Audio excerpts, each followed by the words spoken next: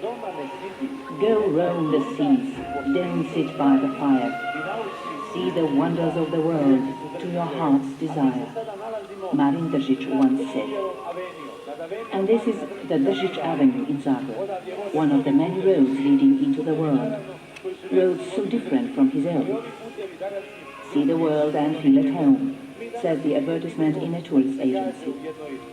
Marin Držić set out to see the world, to learn le cose del mondo, to discover a very different world, the one he hadn't had at home. This video will help us see in a flash where his free and noble spirit grew up.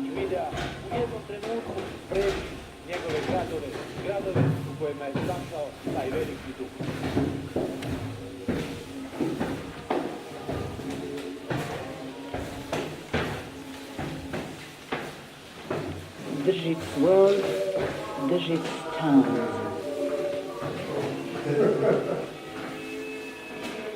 Did you get up there? No, I haven't got up there. We'll be reading from the Renaissance table. To be fun and a record of it. So here we are, Siena. Držić arrived here at the end of 1538, or at the beginning of 1539. Soon he became very highly thought of and was appointed the head of the Siena University. In 3 years he spent in this town, Držić became a respected and distinguished person and also learned a lot. The experience he gained in Siena was of great value for both his work and his life.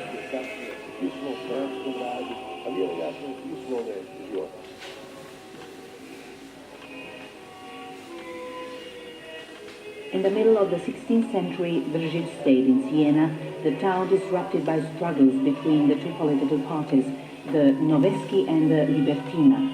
The former got its name after the Council of the Nine, and it gathered rather conservatively orientated noblemen and tradesmen. The latter was a less conservative party of clerical workers and merchants who wanted the complete independence of Siena. In 1531, Siena was guaranteed peace and internal political balance by the Spanish army. During Držić's stay there, the Spanish troops, being given help and support by the Pope, were becoming more and more powerful. They had frequent conflicts with the common people of Siena who were against foreign interference. At that time, Siena was a very important cultural and commercial center, filled with political intrigues and scandals.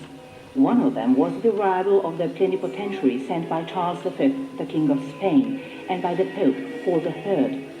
He carried out all the tasks. He reformed the government, decreasing the power of the Senate and increasing the direct power of the Balia, that means the police and the administration of justice. Neither the numerous students from all over the world were spared. They were ordered by the government to give over the weapons they constantly carried with them and were thus forced to stop expressing their political dispositions, as it was said. In such a tense political situation, the Siena period of studies began and ended for Marin Držić, the illustrious son of Dubrovnik.